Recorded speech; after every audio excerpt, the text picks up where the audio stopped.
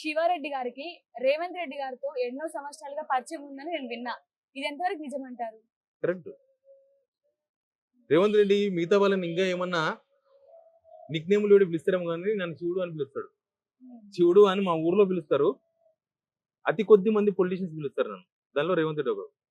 ఆయన కాంగ్రెస్ రాకముందు నుంచి నేను ఆయనతో సాన్నిహిత్యం ఉంది, టచ్ లో ఉన్నా.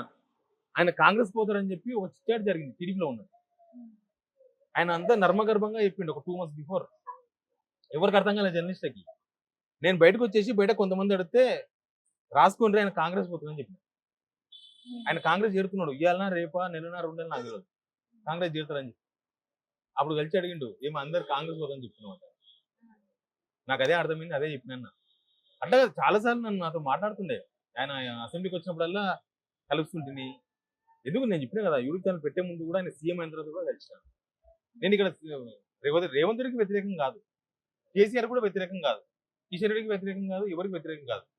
సమస్యకు వ్యతిరేకం, సమస్యకు శత్రువుని, అంతే. ఓకే సార్, ఇప్పుడున్న ఈ డిజిటల్ ఫీల్డ్ లో ఒక ఛానల్ పెట్టాలి అంటేనే కొంచెం భయపడుతూ ఉంటారు. ఎందుకంటే అందరూ చేసిన కంటెంట్ కంటే మనం డిఫరెంట్ గా చేస్తేనే జనాలు చూస్తారు, ఇష్టపడతారు. అలాంటిది మీరు ఒక ఛానల్ పెట్టారు కదా, దీనితో మీరు సంతృప్తి చెందారా? అంటే ఒకటి ప్రత్యూష, తెలంగాణ ప్రజలకు నేను కొంత సుపరిచితున్నే. నేను డిబేటర్ ద్వారానో నా రిపోర్టింగ్ ద్వారానో కొంత సుపరిచితం. సుపరిచితం అయినంత మాత్రాన్ని కూడా జనం మేము యాక్సెప్ట్ చేయరు. మస్తు మంది సుపరిచిత ఛానల్స్ పెడతారు, యాక్సెప్ట్ చేయరు. మీరు అన్నది కరెక్ట్. చాలా కాంపిటేటివ్ ఫీల్డ్. దీనిలో యూట్యూబ్ ఓపెన్ చేస్తే బూత్ యూట్యూబ్స్ ఉంటాయి, బూత్ వీడియోలు లక్షల వ్యూస్ ఉంటాయి. లేకపోతే ఆలమూల పంచాయతీ లక్షల వ్యూస్ ఉంటాయి. ఒక రోజు వితిన్ 24 hours 2 లక్షలు 3 లక్షలు చూస్తారు.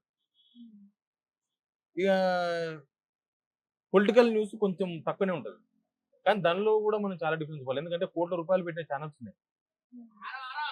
మనం శాటిలైట్ ఛానల్స్ దాదాపు 13-14 ఛానల్స్ ఉన్నాయి మన దగ్గర. కానీ మనం డిఫరెంట్ గా ఏం చేయగలం అనే విషయంలో నేను పర్టికులర్ ఎజెండా నేను నా గొంతు వినిపిద్దాం, నా ప్రశ్న నేను వేస్తా, అది జనాల ప్రశ్న ఉండాలి. నేను చేసే వీడియోలో 50% మినిమం 50% జనాలకు రిలేటెడ్ ఉంటేనే ఆ వార్త చేయాలి.